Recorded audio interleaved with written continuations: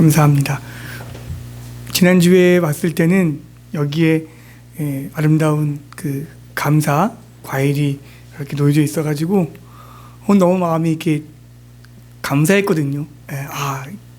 추수감사 주일이 맞구나 그런 마음이 들었어요. 그래서 너무 감사했고 또 세례식도 할 수 있어서 성찬식도 할 수 있어서 너무 감사했습니다. 근데 오늘 또 딱 들어오니까 이렇게 예수님 대림절을 앞두고 이렇게 예수님 그 촛불과 또 트리가 이렇게 있으니까 너무 감사한 거예요. 우리 소개해 주시면 박수 한번 쳐드릴까요? 감사합니다. 성전을 아름답게 가꾼다는 것은 오늘 이 말씀처럼 이 예수님을 섬겼던 이 여인들과 같은 마음입니다. 아멘. 너무 감사합니다. 오늘도 변함없이 무슨 자리죠? 은혜의 보좌 자리. 이 은혜의 보좌 앞에 나온 우리 한계 평강교회 성도님들 모두에게 히브리서 4장에 나와 있는 말씀, 때를 따라 돕는 은혜, 때를 따라 돕는 은혜가 있기를 간절히 기도합니다. 아멘. 옛날에 어떤 성을 점령한 적장이 있었습니다. 성을 딱 점령한 적장이 이렇게 명령을 내렸습니다. 성내에 있는 부녀자와 어린이들은 가장 귀한 보물 하나씩만 가지고 오늘 자정 안으로 성을 모두 떠나라. 단 남자 어른들은 나가지 못하며 그대로 사형이다. 명령을 내렸습니다. 그런데 어느 한 여인이 몰래 자기 남편을 등에 업은 채 성을 빠져나가려고 했던 거예요. 게다가 딱 걸렸어요. 걸려서 장군이 이야기를 합니다. 너는 참 담도 크구나. 응? 내 말 못 들었느냐? 너만 나가라 그랬지. 가장 귀한 보물 하나 가지고 네가 네 남편 업고 나가면 하면 되느냐? 하면서 이제 다그쳤겠죠. 그때 이 여인이 대답합니다. 뭐라 했을까요? 딱 느낌이 오지 않습니까? 장군께서 약속하시기를 뭐라 그랬죠? 가장 귀한 보물 하나 가지고 나가라고 하지 않았습니까? 저에게는 누가 업고 있는 누구예요? 누구 업었습니까? 남편 업었잖아요. 남편이 가장 큰 보물입니다. 이야기를 한 거예요. 어떻게 했을까요? 적장이 나가라고 했답니다. 대단하지요? 네, 여러분 오늘 이 본문 말씀을 보면요, 예수님 대림절에 뜬금없이 웬 부활절 설교냐 하실 수 있겠는데, 십자가에 돌아가신 다음에 3일째 새벽 안식 후 첫날이에요. 그때 오늘 이야기입니다. 그 가운데 오늘의 여인들이 나오죠. 막달라 마리아, 또 다른 마리아가 나옵니다.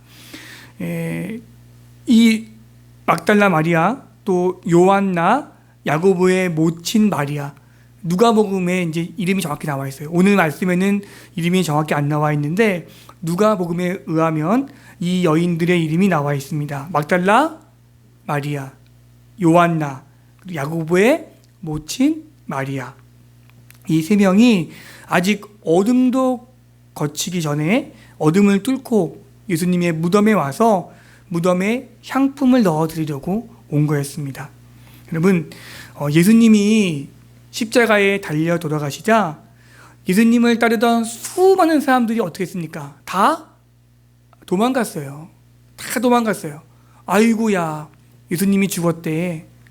혹시 우리도 어떻게 할 수 있어요? 죽을 수 있어. 다 도망간 거예요. 심지어 누구까지? 예수님의 12 제자까지도. 3년 동안이나 예수님을 쫓아다녔던 예수님의 12 제자도요, 다 도망갔어요. 예수님 죽으니까. 심지어는 누구도, 베드로도 나는 절대로 예수님을 떠나지 않겠습니다 라고 호언장담했던 베드로마저도 예수님 돌아가시자 도망간 거예요. 다 도망갔어요. 아무도 예수님 주위에 없었습니다. 하지만 그때 끝까지 예수님을 품은 사람들이 있습니다. 그들이 바로 여인네들이었어요. 여인네들. 예수님의 12 제자도 아니고요, 수많은 무리도 아니고요. 누구요? 여인네들. 여자들이 좀 강한 것 같아요. 그 여인들이 바로 오늘 본문에 나와 있습니다. 누구였습니까? 막달라, 마리아, 또 요한나, 그리고 야고보의 모친 마리아. 다 떠났지만 이 여인들 3명만큼은 예수님 곁을 떠나지 않았습니다. 여러분, 막달라 마리아가 누굽니까? 귀신에 시달렸잖아요. 그렇죠? 예수님께서 귀신을 떠나보냈죠. 고침받은 여인이에요. 요한나는 누구냐면요, 예수님의 갈릴리 사역 동안에 예수님과 제자들을 물질로 잘 섬겼던 사람이 누구예요? 요한나예요. 요한나. 누가복음에 보면 조금 자세히 나와 있습니다. 찾아볼까요? 누가복음 8장입니다. 마태, 마가, 누가 8장. 누가복음에 보면 예수의 곁을 지켰던 이 여인들에 대해서 자세히 나와 있습니다. 누가복음 8장 2절과 3절 말씀.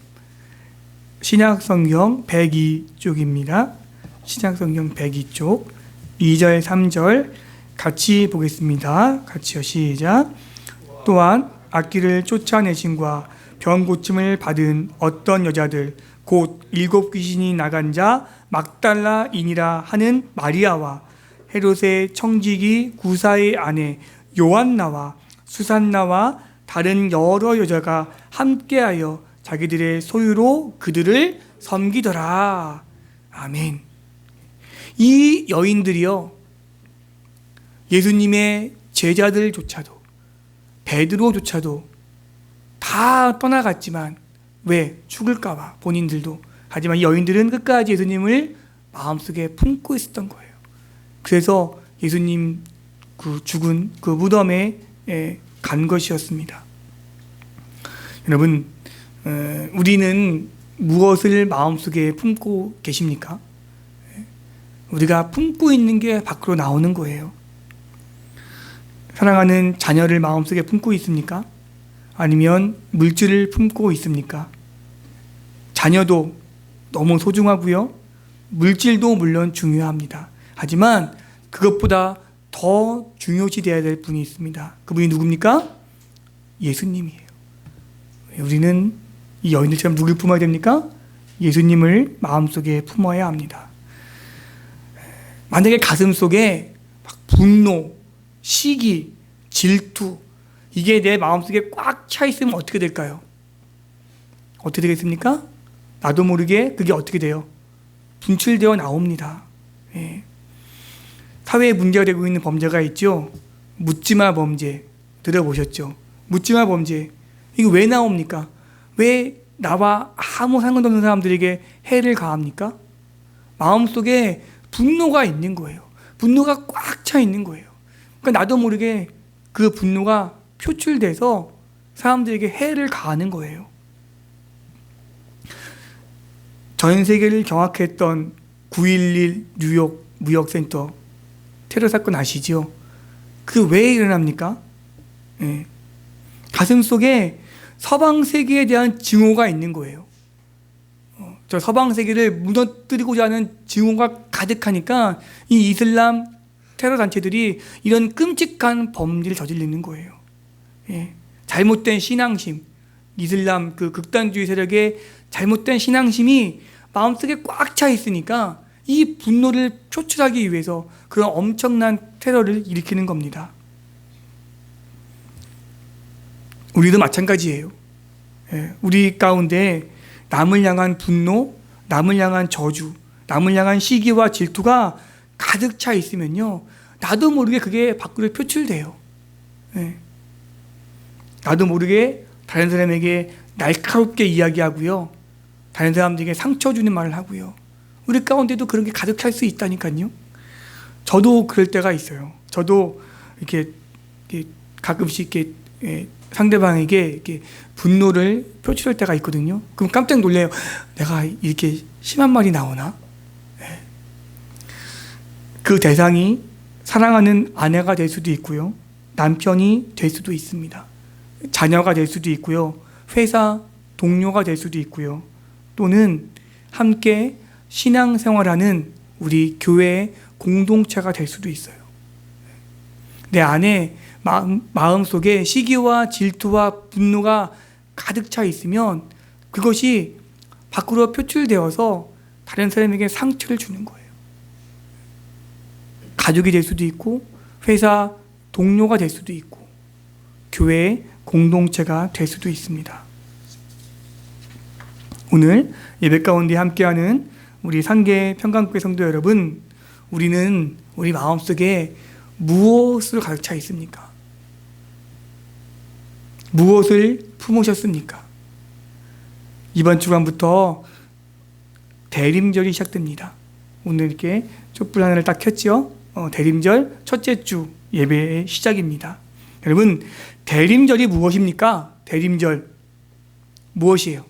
예수님의 탄생과 예수님의 다시 오심을 기다리는 거예요. 예. 그냥 단순히 예수님의 어떤 탄생 5주 전 이게 대림절이야가 아니라 예수님의 다시 오심, 그 뭐죠? 재림까지도 우리가 뭐하고 있는 거예요? 기다리는 거예요. 그게 바로 뭡니까? 대림절입니다. 대림절을 보내면서 우리가 주님의 오심을 진정으로 기다리고 다시 한번 우리 마음속 깊이 모셔야 할 분이 계십니다. 그분이 누굽니까? 예수님. 특별히 예수님의 사랑이에요. 뭐라고요? 사랑. 기독교를 무슨 종교라고 합니까? 사랑의 종교라고 하지 않습니까? 우리가 품어야 될 건 사랑밖에 없어요. 사랑만 품어야 돼요. 근데 사랑을 안 품고 시기를 품고 질투를 품고 증오를 품으니까 자꾸 우리 마음속에 날카로운 말이 나오는 거예요. 나는 안 그러고 싶은데 상대방에게 상처 주는 말, 상대방을 마음 아프게 하는 말들이 내 마음속에 툭툭 나오는 거예요. 왜? 예수를 품지 않았기 때문에 그렇습니다. 예수님의 사랑이 부족하니까 그 부족한 부분에 남을 미워하고 시기하고 질투하는 마음들이 가득 차 있으니까 나도 모르게 표출되는 거예요. 상처 주고.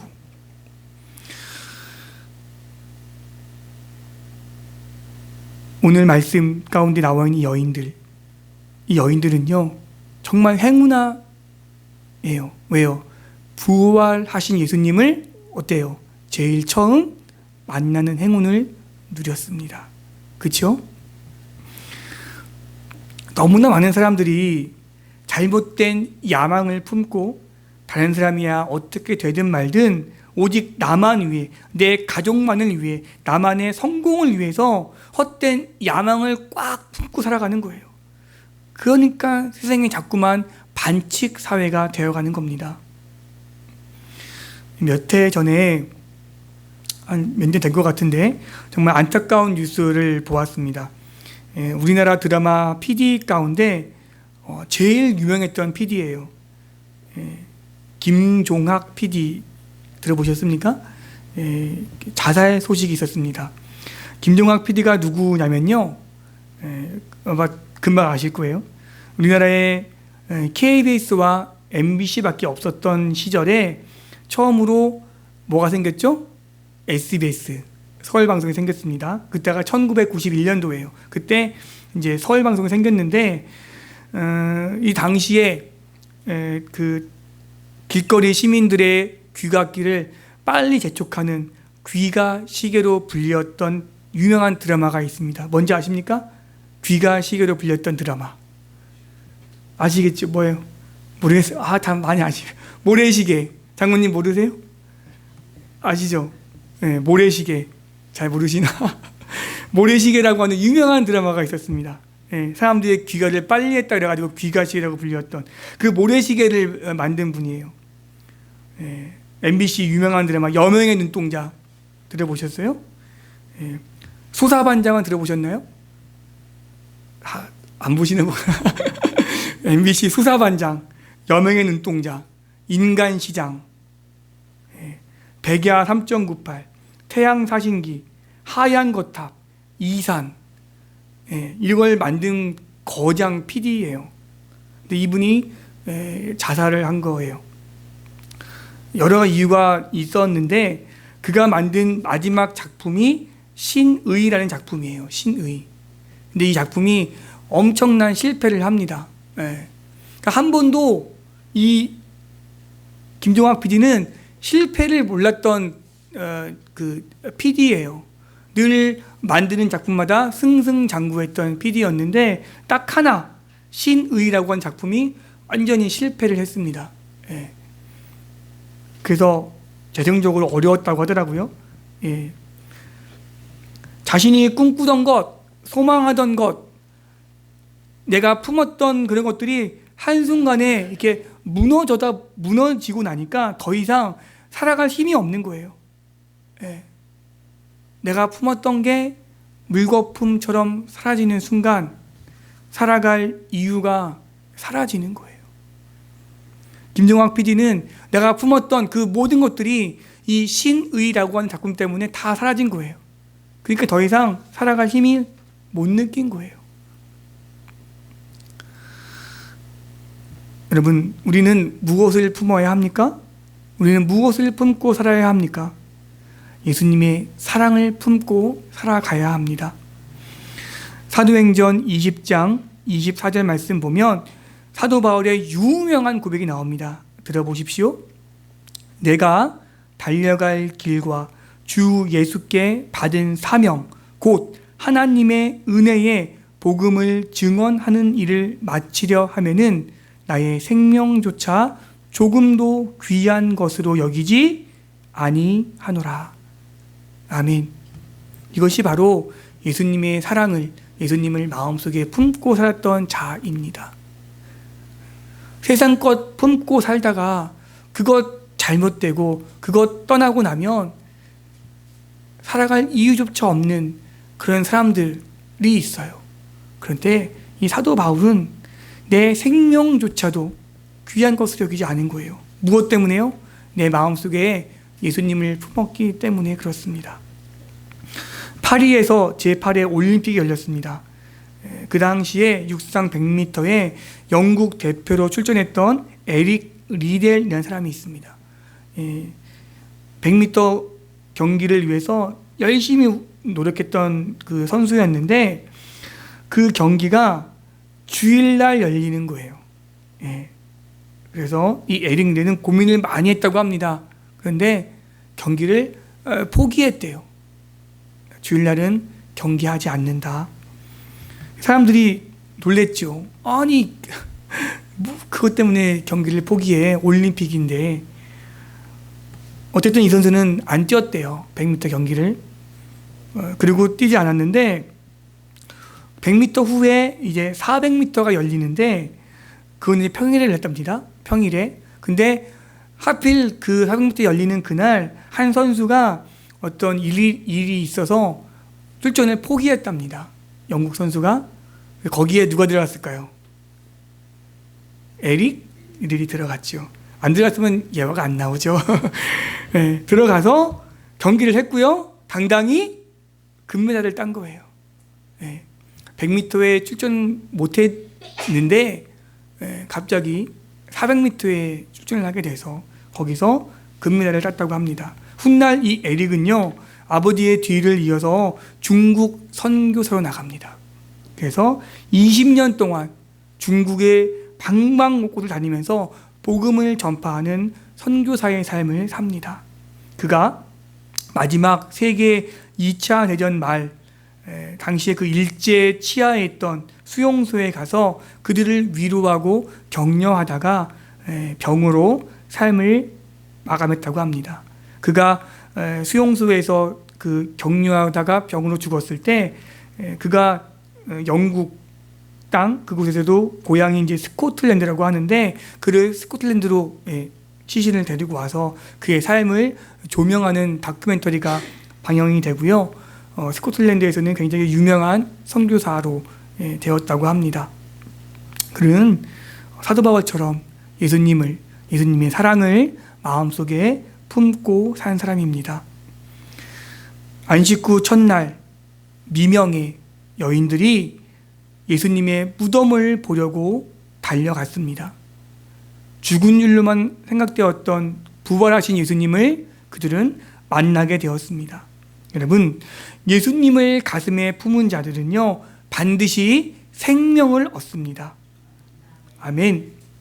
요한계시록의 말씀 보면 유명한 말씀이죠. 우리가 항상 직분자 할 때 주는 말씀이 있습니다. 내가 죽도록 충성하라. 그리하면 내가 뭘 준다고요? 생명의 면류관을 내게 주리라. 죽도록 충성하라. 그리하면 생명의 면류관을 주겠다라는 거예요. 예수님을 마음속에 품고 사는 자, 예수님의 사랑을 마음속에 품고 살아가는 자는요, 생명의 면류관이 우리에게 준비되어 있습니다. 아멘. 영원한 생명이에요. 잠시 살다가는 이 세상이 아니라 영원한 생명이 우리 가운데 주어진다는 거예요. 어떤 자에게? 예수님을 품은 자, 예수님의 사랑을 품고 살아가는 자에게. 우리 가슴 속에 예수님으로 가득 찰 때 전쟁터 같은 세상 속에서 우리는 승리할 수 있습니다. 처음에 예화드렸던 그 여인, 남편을 몰래 데리고 나왔었던 그 여인은 아마 죽을 것 같다는 생각이 들었을 거예요. 나는 이제 죽었구나. 근데 어떻게 했죠? 살았죠. 바로 그겁니다. 우리가 예수님을 품고 살면 세상 사람들은 잘 이해 못할 수도 있어요. 근데 그 길이 우리를 살게 하는 길입니다. 상대성 이론을 발표했던 천재 과학자가 있습니다. 누굽니까? 아인슈타인. 그렇죠? 인류 역사상 가장 위대한 과학자라고 여기는 이 아인슈타인이 1952년도에 이스라엘 나라로부터 초대 대통령으로 추대를 받은 거예요. 이 아인슈타인이 유태인이지 않습니까? 그래서 이제 이스라엘이 처음 이게 생기고 났을 때 이스라엘 그 국회에서 만장일치로 당신을 우리 이스라엘의 초대 대통령으로 초대합니다라고 공식적으로 보낸 거예요. 그때 아인슈타인이 정중하게 거절했답니다. 그러면서 하는 말이 대통령을 하겠다는 사람은 많지만 물리학을 가르칠 사람은 적습니다. 이 한마디로 나는 물리학을 가르치는 사람이 되겠습니다. 라고 말을 했다고 합니다. 왜요? 그의 마음속에는 대통령보다 뭐예요? 물리학이 꽉 차 있었던 거예요. 대통령을 마다하고 물리학에 더 매진해서 우리가 알고 있는 그 유명한 과학자 누구요? 아인슈타인이 된 거예요.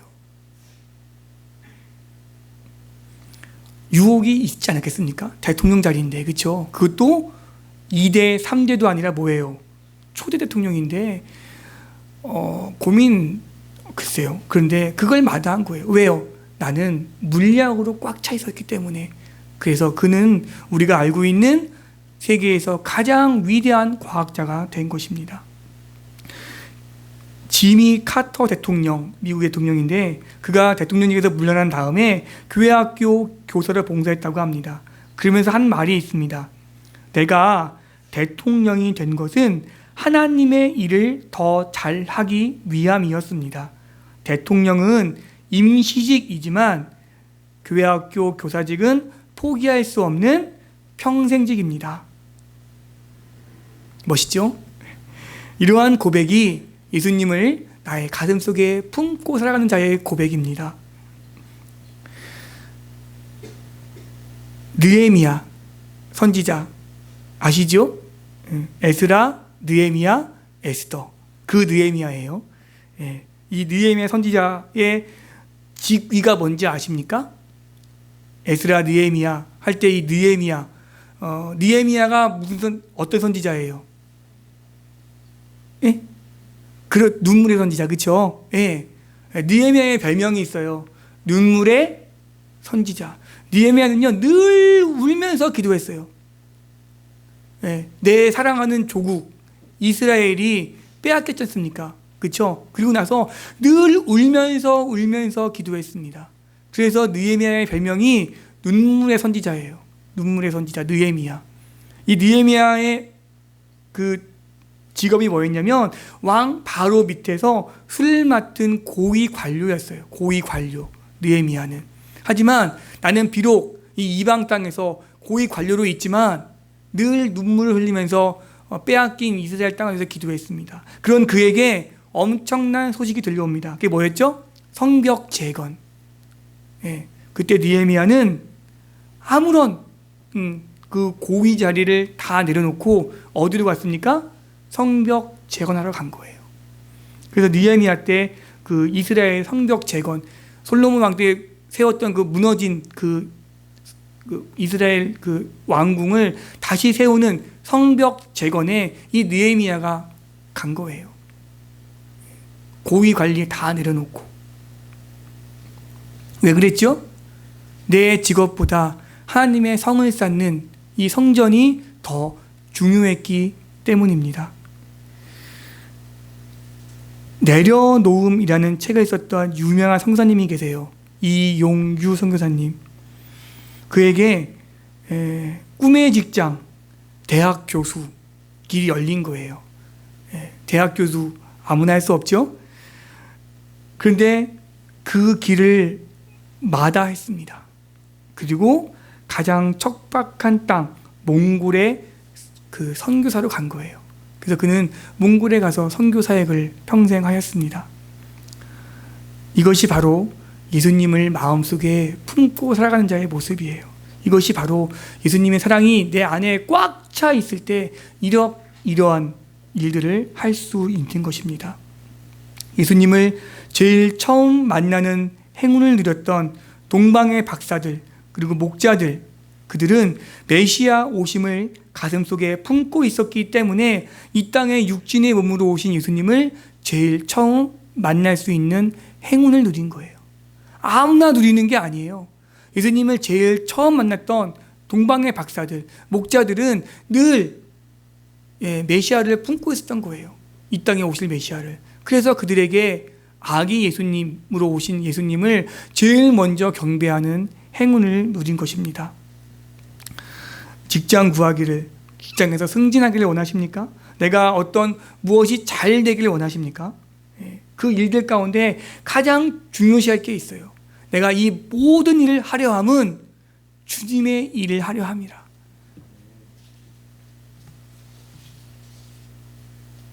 사업이 잘 되고 장사가 잘 되고 내가 하는 일이 형통하게 원한다면 먼저 해야 될 게 있어요. 그것이 무엇입니까? 예수님을 내 마음속에 품고 일을 하는 거예요. 이것이 바로 예수님을 마음속에 품고 사는 자들의 고백입니다. 이러한 고백이 우리 가운데 있기를 간절히 소원합니다. 예수님의 사랑이 식어지면은요, 다른 게 안에 들어와요. 미워하는 마음, 시기하는 마음, 질투하는 마음. 이게 내 마음에 꽉 차 있으면 상대방에게 가시가 돼서 돌아가요. 처음에도 얘기했지만 그것이 가장 가까운 사람에게 돌아간다니까요. 아내, 남편, 직장 동료, 교회, 공동체. 내 마음속에 보십시오. 내 안에 무엇이 들어있는지, 내 안에 분노가 있는지, 시기가 있는지, 아니면 야망이 있는지, 아니면 뭐가 있는지요? 예수님의 사랑이 있는지. 대림절이 시작되었습니다. 예수님의 이 땅에 오심을 우리가 기뻐하면서 내 마음속에 예수님의 사랑으로 가득 차길 원합니다. 이 사랑이 가득 찰 때 이것이 이웃에게 나오는 거예요. 이웃에게. 내 주위의 이웃에게 이 사랑이 전파되는 거예요. 바라기는 이 성탄의 기쁨, 예수님의 이 성탄의 이 기쁨이 나만 누리는 게 아니라 내 이웃에게 어떻게 돼요? 전파해야죠. 무엇으로 합니까? 예수님의 사랑입니다. 오늘 재림절 첫 예배를 드리면서 내 마음속에 품어야 될 것 무엇입니까? 예수님의 사랑. 이 사랑을 가슴속에 품고 내 이웃 소중한 사람들에게 전해주는 우리 모두가 되기를 간절히 소원합니다. 기도하겠습니다.